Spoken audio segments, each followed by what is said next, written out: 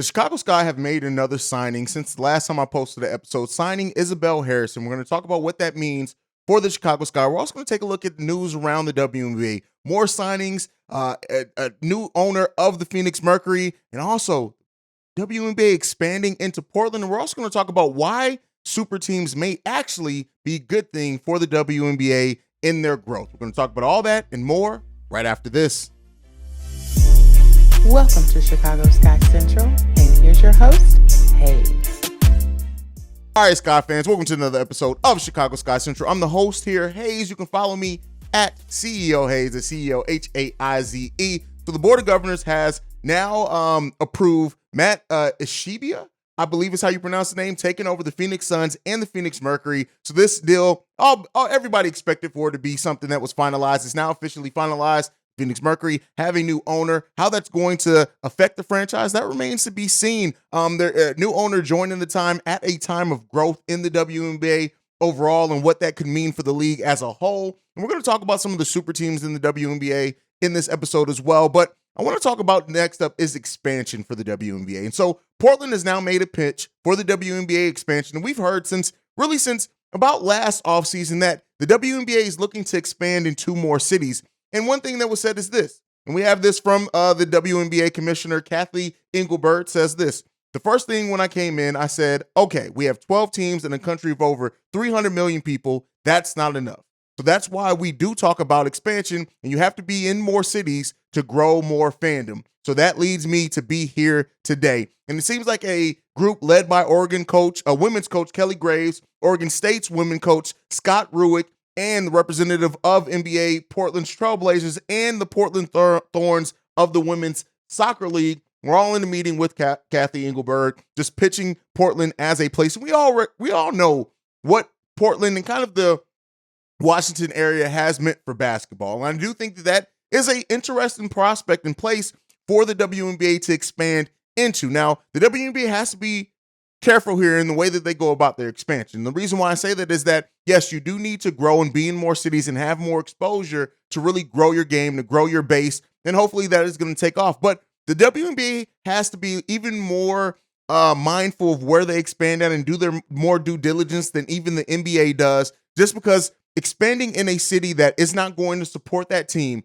is going to come crashing down fairly quickly. We've seen that in the WNBA, and that really hurts the league. It has the opposite effect if you pick the wrong city. So as the WNBA is looking to expand into more cities, they're going to have to really be particular, do their due diligence, talk, see what's expected of that city, of that state to really support women's sports. And because, unfortunately, we don't have a community or society right now that always supports women's sports in the way that it should be, that always doesn't respect the women athletes in a way that is in the same way that they respect other athletes. And so it's going to be important. And, while I've had my questions about expansion in the WNBA and if now is the right time, considering the league still has not been profitable since they started, I understand that to be profitable, to grow the game, to do all these things that needs to be done for expansion to make sense, you have to kind of go out there on a limb and hope that you're going to pick the right city that is going to be able to support that team. And hopefully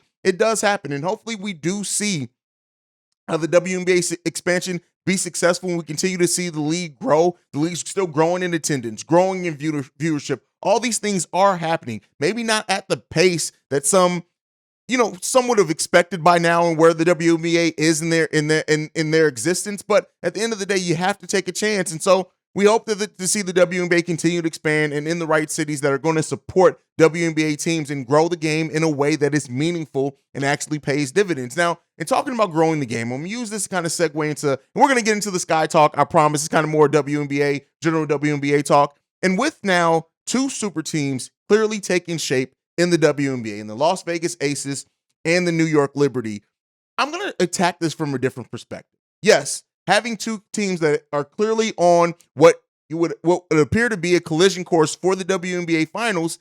And again, we know that doesn't always come to fruition in that way that it looks on paper. But in a league that has had some trouble growing the casual fan base, I do think having super teams does help that. Yes, you only have 12 teams in the league. Having 2 teams that are so miles and above the rest could get a little stagnant. But when you have a league that, for example, I fought against the idea and the concept when people say, well, lower the rim so we can start getting dunks and things like that, and that'll bring in the casuals. And it does, right? The NBA is what it is. Yes, you have your diehard NBA fans like me who cover the teams and go all in depth and can tell you schemes and coverages and the history of the game. But a larger part of the NBA fan base are the people who just, they see the highlights. They see that, and that gets them in the door. That gets them to buying players' jersey. It gets all these things happening, and you don't necessarily have that in the WNBA in the same way. Not that super teams are gonna ever take the place of that, of a dunk and the high flying and things like that get casuals in.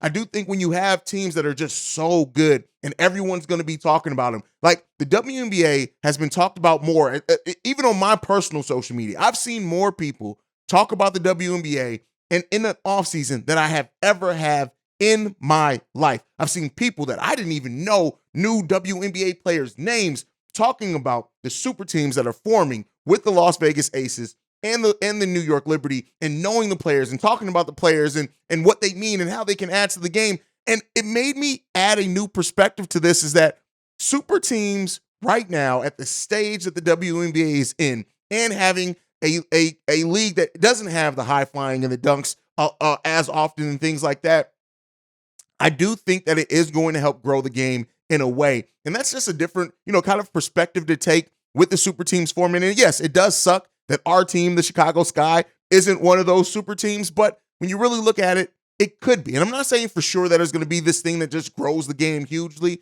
But as the league head towards expansion, an expansion draft is coming up if they do expand, using the super teams as a way to kind of, because you're going to highlight it. ESPN is going to air every matchup between the Liberty and the Aces, everything they do in the Commissioner's Cup, big games, records broken. You're going to get that coverage at a depth that you don't necessarily always get in just the year-to-year in the WNBA. And so I do think those things are good and can help grow the game. And that's just a little perspective that I wanted to add to it. Not to say that it's unique and like other people haven't and won't have that perspective as well, but it's just something that I wanted to bring in. Now, let's go to some of the moves that have happened around the WNBA. Again, Las Vegas Aces traded Amanda Zui that they just got a couple of weeks ago. They traded her rights to the Washington Mystics for a second-round draft picks in 2024 and 25. So, to see, she was suspended last season. We don't know if she's going to play in the WNBA in this season. So we'll see what happens with that. But it's just an interesting move to just see that go down. Like, they got her and then immediately went on to move her. And we'll see. It's been kind of quieter now. And things are starting to die down. I think it's going to pick up again. The Seattle Storm signed Arila Gutierrez. I cannot pronounce that last name. I'm not going to completely murder it, but she got signed. And so she was a second-round draft pick out of Rutgers in 2021. And so we get to the Chicago Sky with that. The Chicago Sky have signed Isabelle Harrison. Now, this is another guard, 6'3", 183 pounds, that averaged last season 8.7 points per game, 4.3 rebounds, and 1.3 assists per game. And I like the team that the Chicago Sky are slowly building, adding Courtney Williams to what we already have in Kalia Copper. And then you look at Rebecca Gardner and her stepping up into a bigger role now with Azurá Stevens gone as well. Ruthie Hubbard, we don't know what's going to happen. And my biggest question now with this signing is, yes, Isabelle Harrison is a damn good player. And I like the concept of her, Williams, and Kalia Copper kind of figuring it all out. But where does this leave Dana Evans? Dana being a player that I've talked about a lot in the offseason so far for the Chicago Sky, because she's been balling and was very minimalized in the Chicago Sky's rotation last season. Adding Isabelle Harrison, somebody who you expect to be a starter. She started 18 of 35 games for the Dallas Wings last season. So is she going to be a starter? Maybe she's not. You look at her averages, she's been a player that can fill up the bucket to an extent, right? Not any type of big time scorer. The most points she's ever averaged in her career was her second season at 11.4 points per game in that. But she's going to be a player that can come in, is going to be able to dictate a role or earn a role with the Chicago Sky team. Also another tough player that plays defense, can hit open shots, things like that. Not necessarily a threat to stretch the floor. Over the course of her WNBA career, only 21% from the three-point line. So we'll see what happens in that. And I said she's a guard. She's a forward. A big. We needed a forward. Guards are on my mind. So we add Isabelle Harrison to that rotation for the Chicago Sky. Like I said, 6'3", going to come in, play that forward position, maybe even start in place of Ima Miesemann, who's still up and down. We don't know what's really going on with her in the WNBA this season. Is she going to even play this season? But now looking at the Chicago Sky's roster, we still need another big, I would say. And hopefully we go out and get that. We still are bringing back Julie Alleman, Kalia Copper, Dana Evans is coming back. Also, Fitzgerald, Fionda Fitzgerald, a guard out of Temple. Does she play for the Chicago Sky this season? Does she get meaningful minutes? So we're starting to round out that roster. Rebecca Gardner, I expect to have a big role on this team as the sixth woman on this team. Ruthie Hebert, I don't know. I really don't know. Another guard who hasn't really played a lot.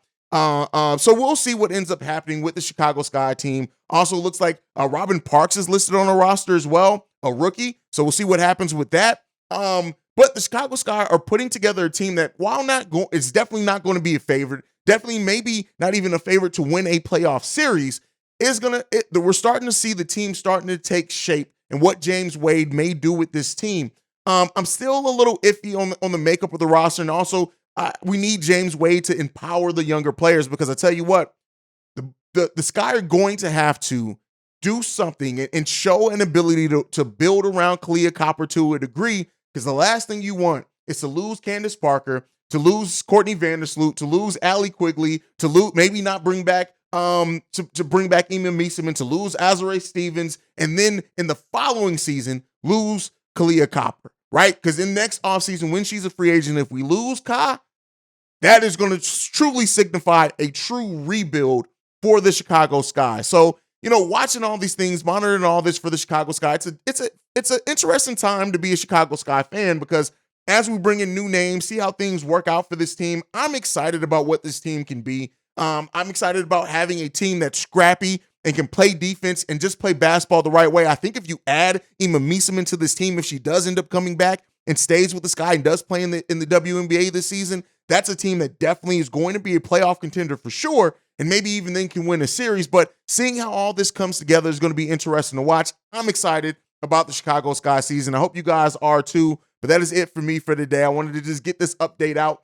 Any other news drops, we'll definitely be dropping as well. Just keep monitoring things. Let me know how you feel about the Chicago Sky's roster overall. That's the question of the day.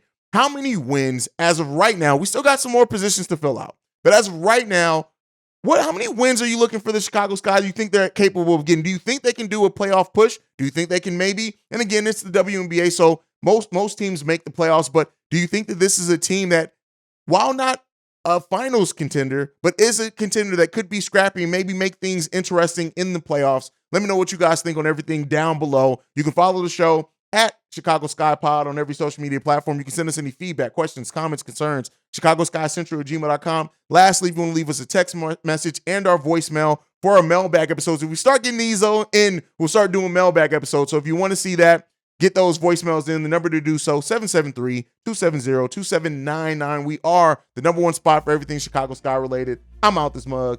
Peace, y'all. This has been a presentation of the Break Media.